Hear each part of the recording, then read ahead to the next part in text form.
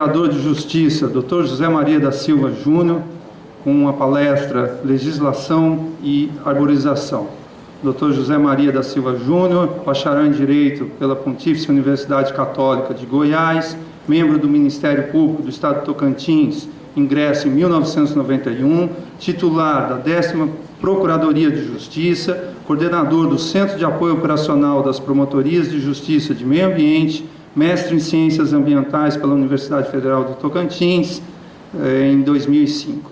Com a palavra, obrigado pela presença, doutor José Maria, é uma honra tê-lo aqui, com a sua visão. Já há anos que a gente convive, nessa parceria, do meio judiciário, do Ministério Público, um órgão tão atuante, e com esse convívio com os técnicos. Tive a oportunidade de ter aulas com o senhor no curso de especialização de Planejamento Urbano e Ambiental. E mais uma vez eu agradeço pessoal e coletivamente a sua presença. Muito obrigado. Obrigado a você. Inicialmente eu quero agradecer ao Ramis, devolver aqui os agradecimentos, pelo convite, que eu fiz questão de participar, embora já esteja há 2 anos um pouco afastado da parte de execução, da parte ambiental do Ministério Público. Mas é um tema que difícil, às vezes essas responsabilidades mais diretas saem da gente, mas é difícil a gente deixar de atuar, mesmo que indiretamente. Em razão disso, eu continuo nas minhas atividades lá no Ministério Público, ainda coordenando a equipe técnica que assessora os promotores de justiça em todo o Estado. E o tema que o Ramis pediu que eu falasse é sobre arborização e legislação. Então, considerações iniciais, eu procurei fazer um apanhado do ordenamento jurídico relacionado ao direito à cidade sustentável. Peguei alguns apontamentos na Constituição Federal, na Lei da Política Nacional do Meio Ambiente, do Estatuto das Cidades, as principais diretrizes, e no Plano Diretor de Palmas. Quando eu falo algumas, na realidade não são algumas, são muitas. Eu vou tentar passar a transparência o mais rapidamente possível, me ater àquilo que for mais importante, mas esse apanhado é mais para dizer o quanto nós somos ricos em termos de legislação, em termos de regulação, pelo menos na parte de princípios, nas normas gerais federais e para minha surpresa, relendo a lei do Plano Diretor de Palmas, o quanto essa lei é importante do ponto de vista de traçar objetivos, diretrizes, caminhos que procuram fazer essa interação entre meio ambiente e o ordenamento da cidade. E por fim, eu faço algumas referências relacionadas a esses princípios, essa interação entre a parte principiológica e aquilo que a legislação prevê como diretrizes. Depois, rapidamente, os caminhos percorridos aqui em Palmas, praticamente resumindo no atual plano diretor, que está em vigência, os avanços necessários. Também vai ser bem rápido, infelizmente, porque temos pouca coisa a dizer em relação aos avanços desde que a lei entrou em vigência. E vou trazer também um exemplo da visão dos tribunais sobre o tema, se tivermos tempo.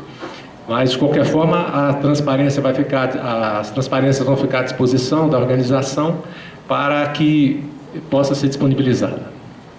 Bem, começo aqui com uma manifestação em um trabalho jurídico do ministro Antônio Herman Benjamin, que é ministro do nosso Superior Tribunal de Justiça, num recurso especial.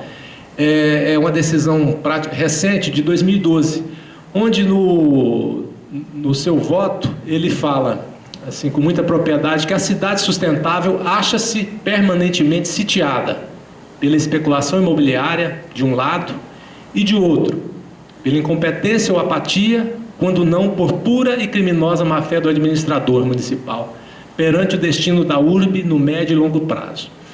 Essa posição ela vem em cima do caso concreto, que é justamente o que eu guardei aqui para o final, para a gente colocar. Naquela situação, o ministro houve por bem de fazer essa observação diante daquilo que ele viu nos autos do processo.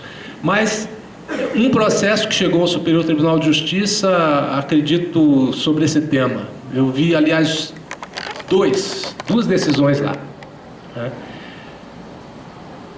Então, vamos começar pela Constituição. O artigo 225 trata do direito ao meio ambiente, onde fala de direito de meio ambiente que deve ser ecologicamente equilibrado, um bem que deve ser de uso comum do povo, considerado essencial à sadia qualidade de vida, e que traz uma imposição, uma obrigação, tanto ao poder público quanto à coletividade, que é um dever de defendê-lo e preservá-lo para as presentes e futuras gerações. Eu sublinhei algumas dessas palavras, e mais adiante nós vamos fazer um joguinho de palavras em relação a tudo que a lei prevê. Porque se fala, porque a Constituição prevê tanta coisa e a gente vê pouca implementação, né? Pouca realidade fática. Olha, a Constituição é um ideal, não é, ela busca ser auto-aplicável no sentido de aplicar os casos concretos, as situações concretas. Mas dar efetividade a tudo que está na Constituição e nas leis depende da implementação por aqueles que fazem as políticas públicas. Depende também da mobilização da sociedade de fazer e exigir que aquilo que está ali possa ser implementado, seja implementado, dentro de uma ordem de prioridades muito vasta. Nós temos e dentro dos recursos que o Estado dispõe para fazer, implantar todas essas políticas. A Constituição ainda traz, busquei lá no artigo 1º, fala em dignidade da pessoa humana, fala em cidadania. Nos objetivos fundamentais, o artigo 3º, fala redução das desigualdades sociais, promoção do bem de todos. No artigo 5º, direitos e deveres individuais e coletivos, direito à vida e à propriedade. E a gente sempre pensa, propriedade, mas esse direito é absoluto? Nunca. Ele sempre é dependente dessa função social. A propriedade, o direito é reconhecido desde que ela cumpra a sua função social. Então, ela tem que trazer, além do benefício para o particular, também alguma coisa para a sociedade. É o que a nossa Constituição preconiza. Direitos sociais, educação, saúde, moradia, lazer, segurança. E aí, lá pelo artigo 18, até nós entramos na organização do Estado, que fala da autonomia do município, da competência comum da União dos Estados e Municípios para a proteção ambiental e o combate à poluição. Então, fala de meio ambiente aí também. No artigo 31, muito importante para a efetividade das políticas públicas no município, onde as pessoas residem, onde as coisas acontecem, legislar sobre assuntos de interesse local. Essa atribuição é do município. A Constituição já garante, independentemente de haver ou existir uma norma geral. Se a norma geral federal existir, ela será um princípio, um guia para a norma local. Só que dentro, se for algo bem específico, a competência para poder legislar e para poder gerir é totalmente do município. Entramos aí já no artigo 182, que fala da política urbana, que a política de desenvolvimento urbano, executada pelo poder público municipal, conforme diretrizes gerais fixadas em lei, tem por objetivo ordenar o pleno desenvolvimento das funções sociais da cidade e garantir o bem-estar de seus habitantes. Então, são muitas as palavras que as normas da Constituição Federal trazem relacionadas a esse tema, meio ambiente e ordenamento urbano. Esse artigo 182, ele busca sintetizar justamente aquilo que deve ser incorporado nos planos diretores e na legislação associada ao plano diretor, aquela que o plano diretor diz que deve ser implementada em um determinado espaço de tempo para que se dê efetividade a essa diretriz geral. E o 182, parágrafo 1º, ainda fala sobre o plano diretor. Tem que ser aprovado pela Câmara Municipal, que é obrigatório para as cidades com mais de 20 mil habitantes, sendo o instrumento básico da política de desenvolvimento e de expansão urbana. Então, o instrumento norteador daquilo que as pessoas que vivem em determinado território, né, que tem uma feição urbana e rural também, ele inclui rural e urbano, traçam como prioridade. Por isso ele deve ser discutido de forma ampla pela sociedade, para que se busque ali objetivos, diretrizes, caminhos, para tudo aquilo que seja importante, que dê vida para a cidade, possa ser ali estabelecido e traçado como elementos que possam depois virar alguma coisa real, alguma coisa palpável na vida dos cidadãos desse município. Fala novamente sobre propriedade urbana, que vai cumprir sua função social quando atende às exigências fundamentais de ordenação da cidade expressas no plano diretor. Então, é algo difícil de se colocar no plano da realidade quando se tem, na grande maioria das cidades brasileiras, pequenas, cidades grandes, o fantasma, nem sempre muito fantasma, às vezes muito presente, da especulação imobiliária. É um grande vilão do desenvolvimento das cidades e que traz muita desigualdade. Depois da Constituição, nós temos como principal instrumento normativo, regulador, o Estatuto da Cidade. É uma lei de 2001 que também traz uma série de diretrizes, uma série de princípios e caminhos para a efetividade desse direito ao ordenamento urbano. E traz também ele pinça várias ideias relacionadas ao meio ambiente. E essa interação necessária entre urbanismo, ou ordenamento das cidades, e também meio ambiente. Então, no artigo 2º, fala de política urbana, que tem por objetivo ordenar o pleno desenvolvimento das funções sociais da cidade e da propriedade urbana mediante garantia do direito a cidades sustentáveis. O que é uma cidade sustentável? Conceito bem complexo. Sustentabilidade ainda é vista pela grande maioria, é um conceito bonito, é como meio ambiente, todo mundo gosta de meio ambiente, fala de meio ambiente de uma forma assim, bacana, mas muitas vezes quando interfere no seu círculo de propriedade ou em alguma situação de vizinhança, nem sempre se esquecem desse princípio, desse ideal, e se parte para a realidade. Muitos defendem como discurso, ou repetem como um discurso bonito, mas ainda há muito a fazer para que se dê efetividade a isso. Esse direito às cidades sustentáveis, o conceito trazido pelo Estatuto da Cidade, ele diz que ele tem que ser entendido como um direito à terra urbana, à moradia, ao saneamento ambiental, à infraestrutura urbana, ao transporte, aos serviços públicos, ao trabalho, ao lazer, para as presentes e futuras gerações. Busca algo, quer dizer, não só para o presente, mas com foco no futuro, com visão lá na frente, que deve ser buscada. São muitos os dispositivos, gente. Eu vou passar um pouco rapidamente alguns para a gente poder ter tempo de fazer aquele fecho que eu disse.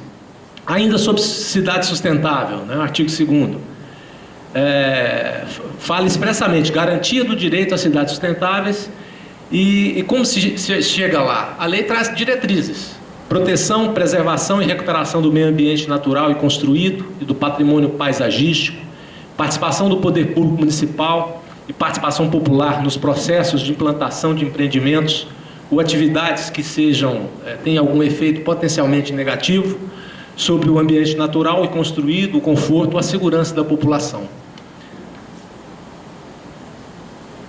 Depois, o Estatuto traz quais os instrumentos que devem ser utilizados para a busca dessa cidade sustentável e desse ordenamento urbano. Plano diretor, disciplina do parcelamento, uso e ocupação do solo, zoneamento ambiental, plano plurianual, planos, programas e projetos setoriais.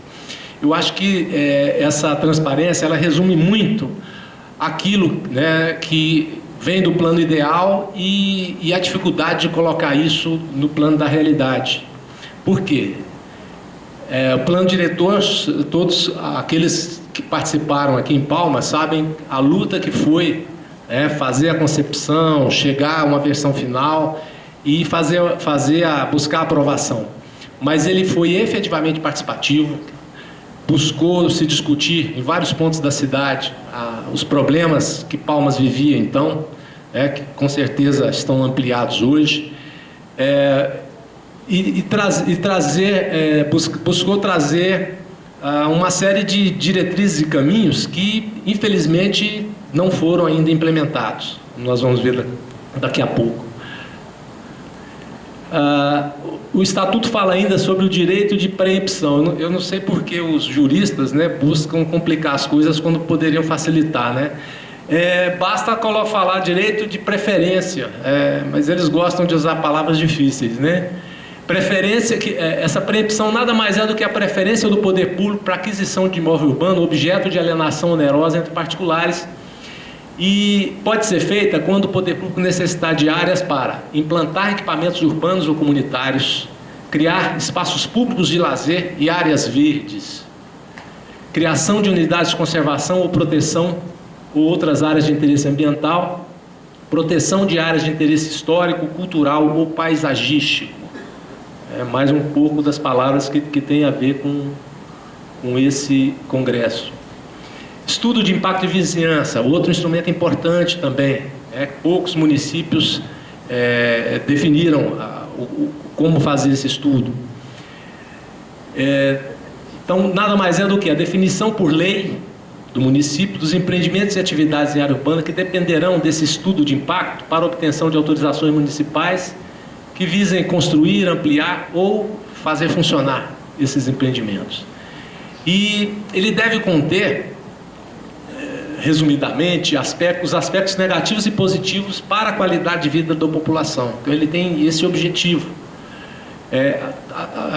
Se ele tiver que interferir, ele tem que tratar, então, esses aspectos que sejam mais positivos ou negativos, necessariamente, não só para a população residente na área, mas das proximidades também, analisando a questão do adensamento, equipamentos urbanos e comunitários, o efeito sobre o uso e ocupação do solo, a ventilação e iluminação, a paisagem urbana e o patrimônio natural e cultural. É algo que acho que não temos ainda em Palmas, Não me recordo nem de projeto de lei que discuta isso, Não está na ordem do dia.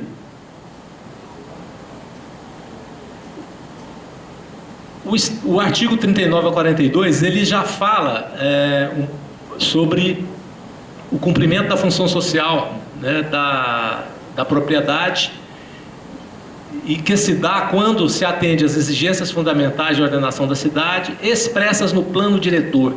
Então, as diretrizes estão ali. Que deve-se assegurar o atendimento das necessidades dos cidadãos quanto à qualidade de vida.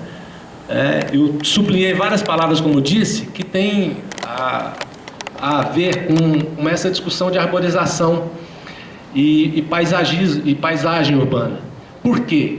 Diretamente, nós não vamos encontrar na Constituição, falando sobre a importância do paisagismo para as cidades, ou a importância da arborização.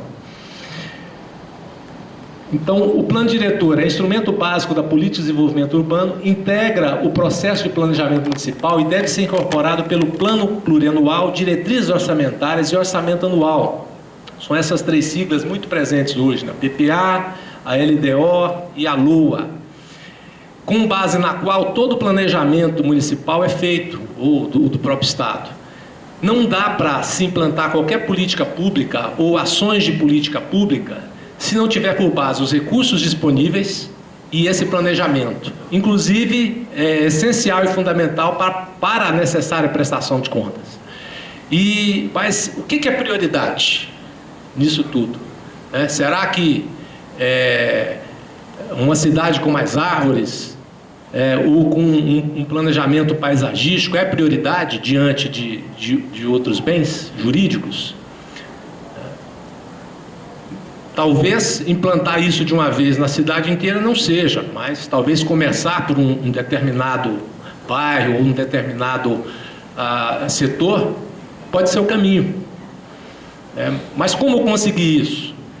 Somente através de reivindicação, na discussão dos orçamentos, que hoje há uma proposta de orçamento participativo, mas que nem sempre chama a atenção daqueles que moram nas cidades, ou no município como um todo, também da área rural, para discussão.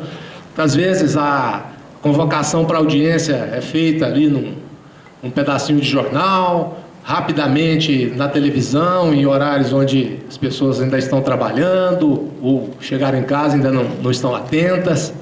Então, pode haver toda uma estratégia, né, de desmobilização disso. E fora aquele desânimo geral, né? Eu vou lá, não vou conseguir interferir em nada, e vai ficar tudo como já está. Então, também por isso, às vezes, as coisas não andam, né?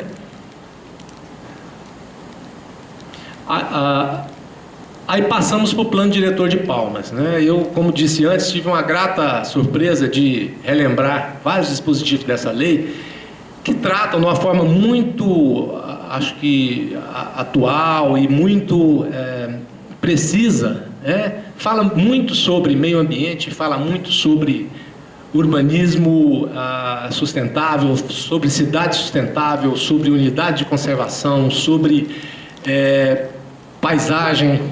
Então, são conceitos, né, que inclusive trazidos de uma lei municipal, que é a 1011, que fala da política municipal de meio ambiente, que surpreendentemente, né, ainda estão no papel apenas.